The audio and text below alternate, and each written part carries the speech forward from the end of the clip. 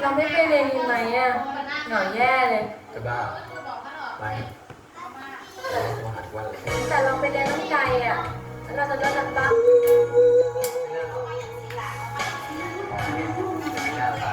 แกฟ้าเฮ้ยแค่ดูนี่ในที่เดียวฟ้าก็ดีดิเธอไม่ผิดที่ทิ้งฉันไป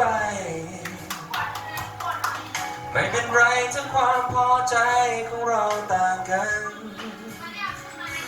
ไม่ต้องห่วงฉันเกิดมาเพื่อรักเพียงเธอเท่านั้นและยังจะทำหน้าที่ต่อไปแค่อยากรู้ว่าเธอยังเป็นสุขใจลมหายใจยังสดใสเหมือนเคยได้ฟังแค่อยากรู้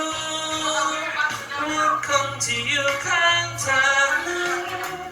ยังรักและแค่เธออยู่ใช่ไหมที่โทร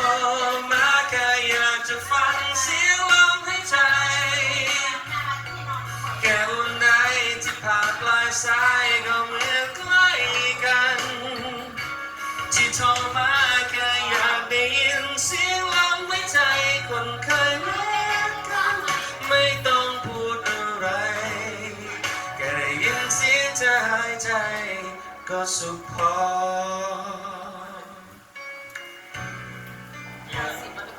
ยังเหมือนก่อนที่เคยเข้าใจ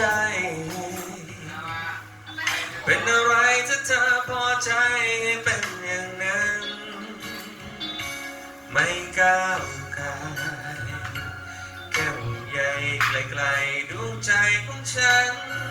และยังจะเหมือนเดิมตลอดไป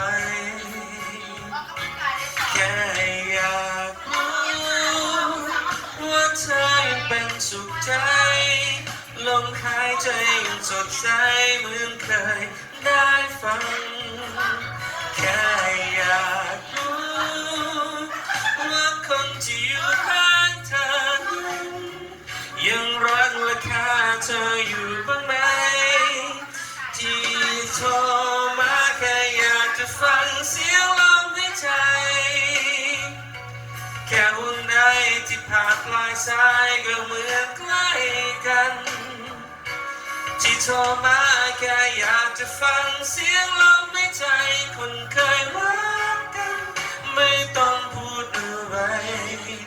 แค่ได้ยินเสียงเธอหายใจก็สุขพอ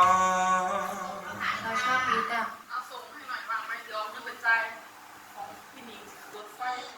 ไม่ต้องรัดกับน้องมีแบบทุกที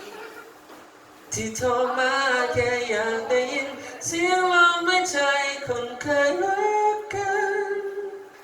แต่เนี้ยวันมันรถไฟเลยนะรถไฟออกถึงสิโอ้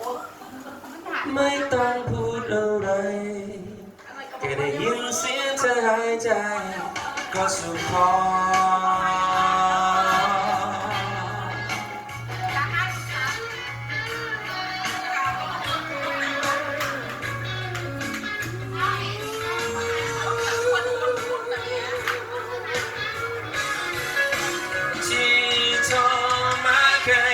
จะฟังเสียงลมหายใจแค่อุ่นไอที่ผ่านตามสายก็เหมือนใกล้กันที่โทรมาแค่อยากจะฟังเสียงลมหายใจคนเคยรักกันไม่ต้องพูดอะไรแค่อยากฟังเสียงเธอหายใจ